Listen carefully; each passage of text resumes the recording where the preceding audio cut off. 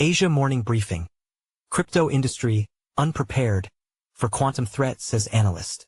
Plus, BTC is developing a correlation with Japanese 30-year bonds. Welcome to Asia Morning Briefing, a daily summary of top stories during U.S. hours and an overview of market moves and analysis. For a detailed overview of U.S. markets, see CoinDesk's Crypto Daybook Americas. Bitcoin BTC $105,338.38 is trading around $106,402.39 as Asia begins its trading day, up roughly 0.9%, recovering slightly from a weekend decline attributed to significant outflows from spot Bitcoin ETFs and increased geopolitical uncertainty. The largest digital asset by market cap had previously dropped 2% from $105,987 to $103,748 amid notable trading volume spikes, influenced by $616 million in ETF outflows, marking the end of BlackRock's iShares Bitcoin Trust's 31-day inflow streak, and heightened tensions from stalled U.S. China trade talks. Analysts are increasingly watching BTC's unconventional correlation with Japan's 30-year government bond yields, as highlighted by macro strategist Weston Nakamura. Nakamura suggests that this alignment, stronger recently than traditional connections with U.S. equities, implies a deeper global macro shift in financial markets, indicating Japan's growing influence over cross-asset dynamics. As investors navigate these complex macroeconomic factors, Bitcoin continues to test crucial support levels near $104,300, reflecting both caution and ongoing market volatility.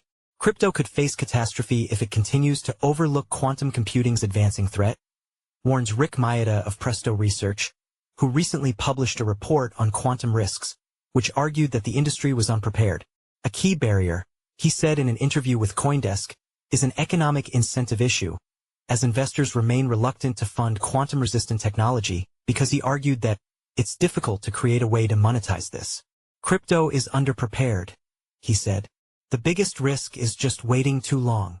Maeda argues that blockchains dependent on elliptic curve cryptography, ECC, urgently needs systematic preparation to withstand future quantum attacks.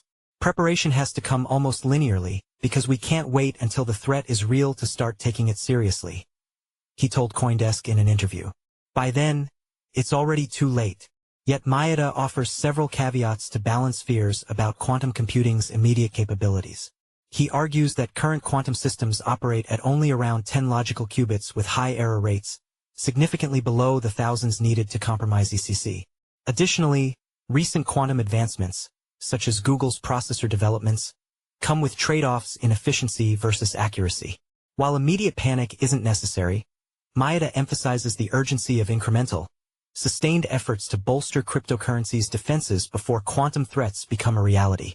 Meta shareholders overwhelmingly rejected a proposal to shift some of the company's $72 billion cash reserves into Bitcoin, with only 0.08% of nearly 5 billion votes cast supporting the initiative, CoinDesk previously reported. Proposed by Ethan Peck of wealth management firm Strive and backed by the conservative National Center for Public Policy Research, the measure aimed to hedge inflation risks by using Bitcoin as a strategic treasury asset.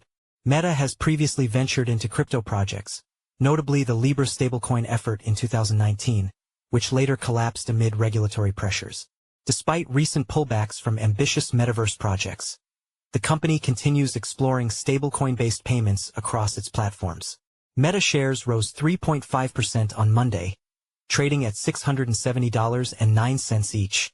Crypto industry lobbyists are urging U.S. senators to stay focused as the Genius Act, a bill aimed at regulating stablecoin issuers, faces potential distraction from unrelated amendments during its final Senate debate, CoinDesk previously reported. Advocacy groups like the Blockchain Association and Crypto Council for Innovation emphasize the need to maintain the bill's narrow goal, especially as senators behind the Credit Card Competition Act try to attach their unrelated legislation as an amendment. The Genius Act, which targets the regulation of stablecoins such as Tether's USDT and Circle's USDC, has already garnered bipartisan support in the Senate Banking Committee. Despite complications from unrelated legislative additions, analysts from Capital Alpha Partners give the stablecoin bill a 60 to 65% chance of becoming law this year, noting that success in the Senate would mark a significant milestone, though the House of Representatives would also need to approve the legislation. Sam Reynolds is a senior reporter based in Asia. Sam was part of the CoinDesk team that won the 2023 Gerald Loeb Award in the breaking news category for coverage of FTX's collapse. Prior to CoinDesk, he was a reporter with Blockworks and a semiconductor analyst with IDC. AI Boost indicates a generative text tool, typically an AI chatbot, contributed to the article. In each and every case, the article was edited, fact-checked, and published by a human. Read more about CoinDesk's AI policy.